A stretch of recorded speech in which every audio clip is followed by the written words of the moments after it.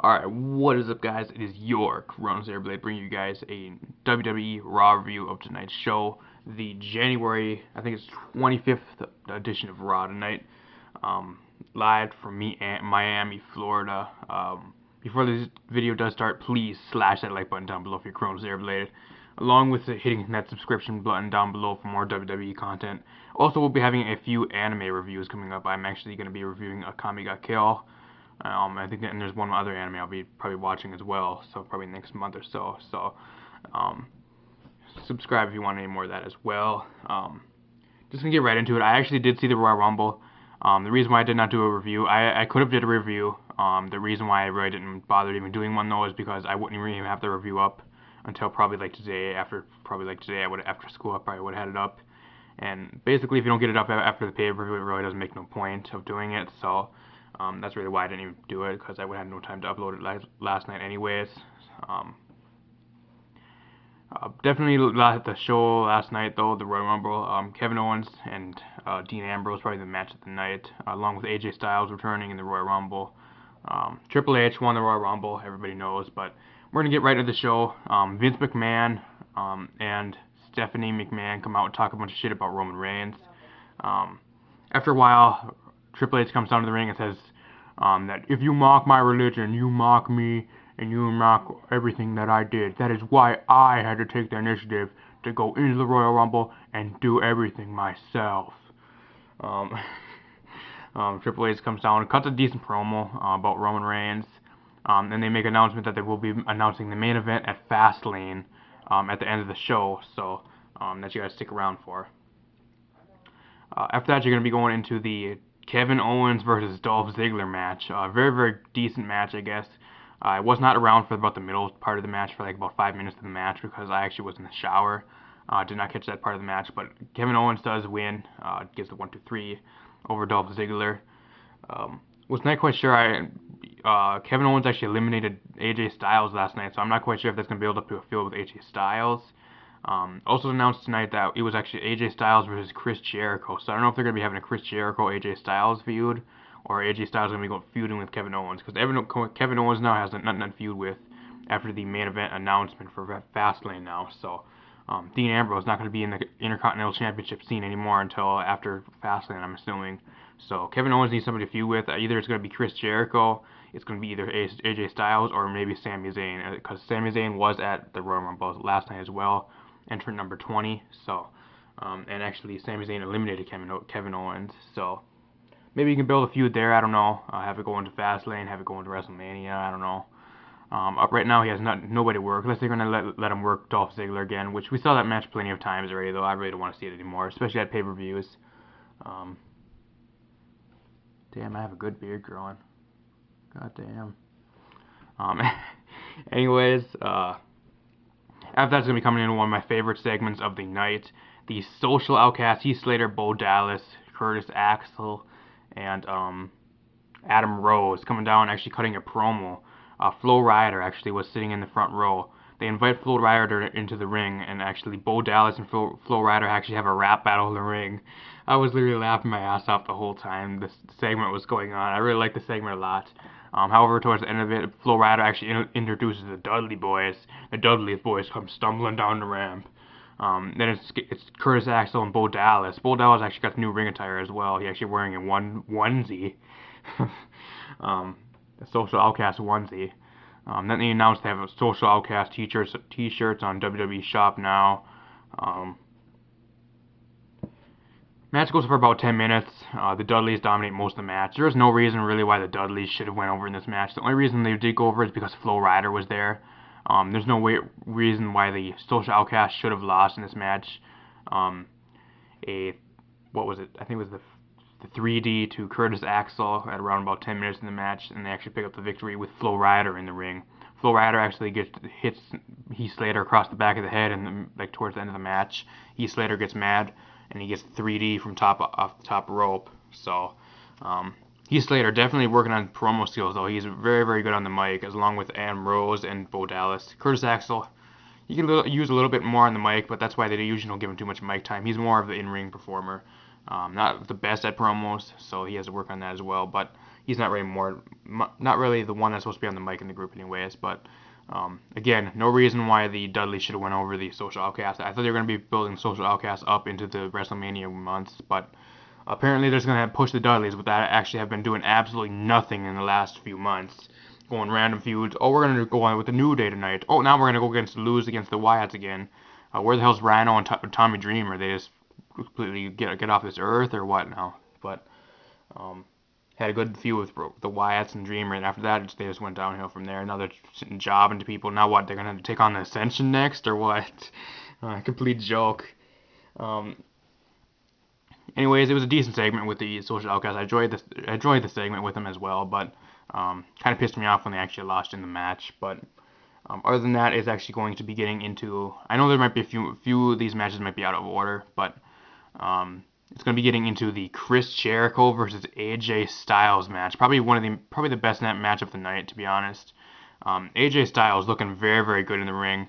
Coming over from New Japan. He was also with TNA about a year ago. He signed with New Japan for about a year.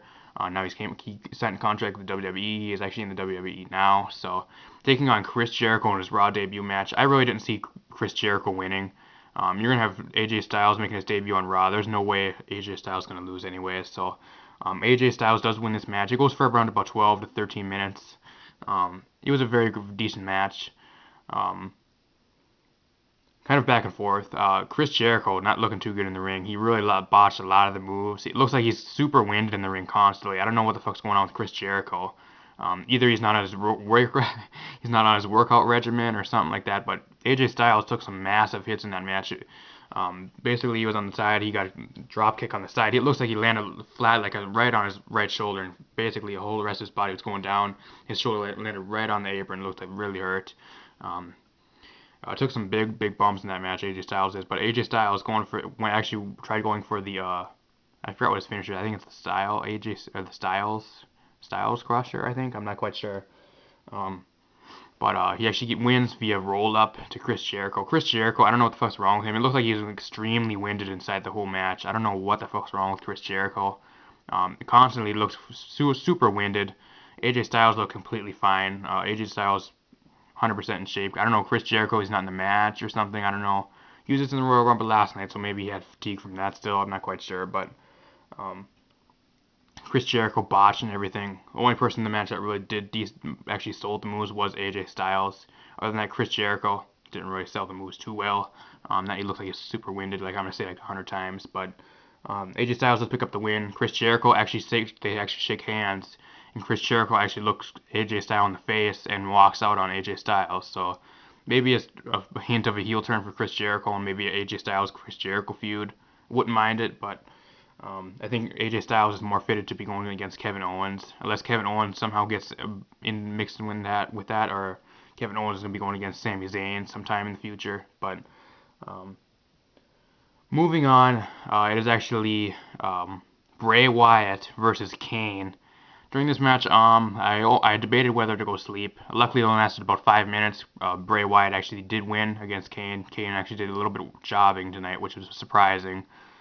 Kane got absolutely no pop tonight. He got no pop when his music played. There's actually a chant where it was saying "retire" to Kane towards the end of the match. Bray Wyatt wins via Sister Abigail at around about 5 minutes in the match. So. That they actually do a brutal beatdown on Kane as well at the end of the match. So, make a big statement. Bray Wyatt getting built up very, very well. He's probably going to be going against Brock Lesnar at WrestleMania, which I did predict, which probably will happen. But probably after Fastlane, they're going to probably build up that more because Brock Lesnar is actually going to be in the main event for Fastlane, which it was announced tonight. I will get to that in a little bit. Anyways, after that match, it's actually going to be Sasha Banks versus Becky Lynch. This match went about a good 6 minutes. Sasha Banks actually had it was a decent match towards then. They gelled decently in the ring. Sasha Banks actually, I'm not quite sure if she's 100% face. It really seems like she's not 100% face yet. I don't know if she's face or she's just neutral right now. I'm not quite sure. She made a face move last night by taking out one of the top heels right now in the Divas division, which was Charlotte. She actually delivered a bank statement to her last night in the Royal Rumble. But I'm not quite sure if she's 100% face or she's 100% heel because she's still performing heel-like tactics to Becky Lynch tonight. So I'm not quite sure if she's neutral or she's gonna be there or what. Because Charlotte's 100% heel, Becky's 100% face. Not quite sure what Sasha's gonna be, but um, pretty sure this is gonna end up at a triple threat match into WrestleMania. It probably at I'm guessing at Fastlane it's gonna be Sasha Banks versus Becky Lynch, #1 contenders match, and it's gonna end in a DQ or some dumb bullshit. And it's gonna go into WrestleMania as a triple threat match. Don't mind it whatsoever. The three best divas in the division right now probably gonna be fighting at WrestleMania. Would not mind seeing that. Sasha Banks got probably one of the biggest pops of the night as well. So good seeing Sasha Banks back on TV as well. As she's going for the big statement, Charlotte comes down, it breaks it up, intercepts, throws Becky out of the ring, and beats the complete shit out of Sasha Banks and walks out. End of the match, you don't even have a conclusion. It's just a big DQ. So guess that's a statement. Oh, Charlotte's making a statement that you're not supposed to be messing with her. Like I give a shit. What was it after that? What else? The Rock comes back on Raw tonight. I thought it was going to be, there was like a 50-50 chance it was going to be The Rock or Daniel Bryan. But assuming it was in Miami, Florida, The Rock is more likely. And they actually bluffed The Miz. The Miz came out of the limousine first. But after that, Rock pulls up in a super fancy Ford F-150 Raptor truck.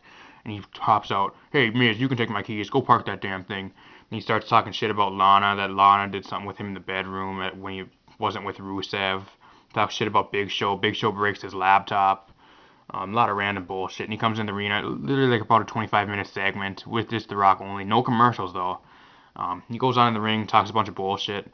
He actually goes down in the side of the ring. There's actually 4 people dressed up as Hulk Hogan, Mick Foley, The Rock, and I think Macho Man. They actually get shout out on live television, which was kind of nice by The Rock. But other than that, he's actually in the ring talking bullshit, and he gets interrupted by the New Day. So the New Day actually comes down, cuts about a 5-minute promo on The Rock.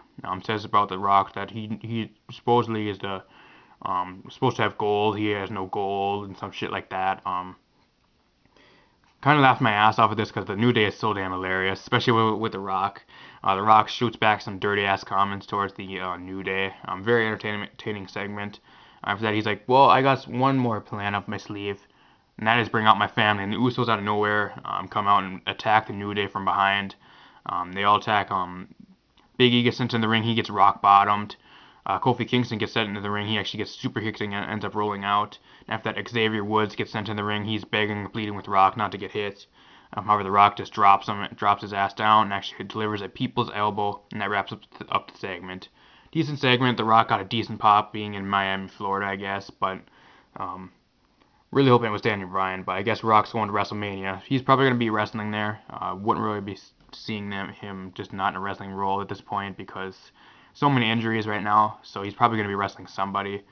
Maybe, I don't know, who's he probably going to be wrestling? Daniel Bryan would be a good option. Rock versus Daniel Bryan, I wouldn't mind seeing that. Other than that, there's not really much people to really go against him as of right now. Unless you want to bring up Finn Balor, I guess. Not quite sure. Maybe AJ Styles go against him in the future. I don't even know. Undertaker versus Rock again, maybe. I'm not quite sure. Unless you want to do something with a mixed tag team match with Ronda Rousey and go against Authority or some shit like from last year. I'm not quite sure where they're going to go with this yet. It's too early to tell. But got a decent pop on Raw. Not really too much to say else. But after that's going to be Kalisto versus The Miz, which one of the random ass matches of the night. Miz comes out, talks a bunch of shit that he does not want to be interrupted anymore. And what's Kalisto do? He interrupts him again, pisses The Miz off. It goes for about 5 minutes. Kalisto actually wins via Selena Del Sol around about 5 to 6 minutes in the match, and he picks up his victory. He actually won the U.S. title match last night, and he actually is the new U.S. champion for the second time.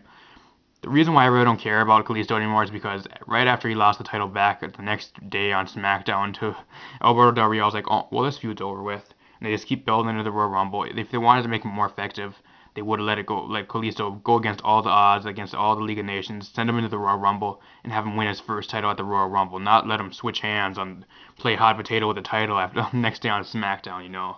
So, That's really why I didn't give a shit about this match. Kalisto gets a win. Does it really matter? No, it does not matter. Miz is a complete scrub. So um, after that's going to go into the main event, which is actually Rusev and Sheamus of the League of Nations. I don't know where the fuck Wade Barrett is. Wade Barrett has literally not set a fist onto anybody's face in the ring. Literally hasn't fought in the ring for like, let's see, about 2-3 months now. So I'm not quite sure why Wade Barrett is not in the ring, unless he's kind of injured. He can only do outside ring stuff. I'm not quite sure. Sheamus and Rusev versus Dean Ambrose and Roman Reigns in the main event. Goes for around about 12 minutes.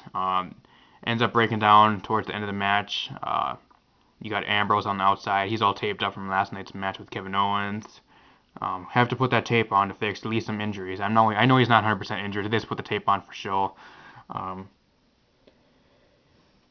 Roman Reigns picks up the victory over Rusev in the match with a spear around about 12 minutes in the match. After the match, they actually take Rusev, though I don't know where the hell the rest of the League of Nations gone. I guess they just leave Rusev in the ring to fend for himself. They throw Rusev on the barricade outside for like 10 times.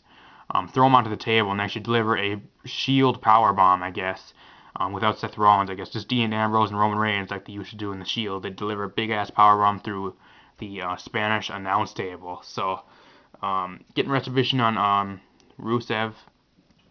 Then you hear Stephanie McMahon's music playing. She comes out, hey, hold it now, guys, hold it out. You're not allowed to treat the League of Nations that way. And I'm out here to say the main event for Fastlane. It is going to be Dean Ambrose and Roman Reigns versus Brock Lesnar at Fastlane in a triple threat match. Where does Dean Ambrose come into this match? I don't even know where the hell Dean Ambrose. Isn't Dean Ambrose the Intercontinental title holder right now? So you're meaning to tell me for the next month here until Fastlane, Dean Ambrose is not going to be able to do anything with the Intercontinental Championship, and you're going to be building him up against for the main event at Fastlane? Is there seriously nobody else that you can put into the main event with? Can't you put Sheamus into the main event at Fastlane or something other than Dean Ambrose? Come on. Ambrose is the Intercontinental Champion. Do you really think he needs the heavyweight championship at WrestleMania? You gotta be fucking kidding me. It's gonna be 100% Roman Reigns winning that match anyways. It's gonna be the dream match that Vince wants at WrestleMania. It's gonna be Vince McMahon versus Ambrose at WrestleMania. It's gonna be Triple H versus Roman Reigns at WrestleMania in the main event for the WWE title. Just predicted the whole damn thing. Still, I'm not quite sure why Ambrose is in this. He's the Intercontinental title holder. I don't know why he's in a feud for the WWE World Heavyweight Championship. It makes no sense. It's downgrading the Intercontinental Championship, which you've been building up for the last 2 months with Kevin Owens and their good-ass feud. Now you're going to step it all the way down and make his title reign less less important now, I guess. We're going to see where. I'm not quite sure if they're going to put him in a feud for the Intercontinental title or anything like that. He's going to be fighting twice on the pay-per-view. I'm not quite sure as of this time. But we'll probably see more in the next few weeks of Raw here and on SmackDown. But I'm going to get the hell out of here, guys. Hope you guys did enjoy this. If you did, please slash that like button down below for your Chronos Airblade. And also hit that subscribe button down below if you did make this far. I really honestly appreciate it. Your guys' support really does matter on this video, so I really appreciate the support as well lately. The support is very, very, very good. So I will keep bringing you guys these videos as long as the support is very, very good. That being said, though, I'm going to get the hell out of here. See you guys next time.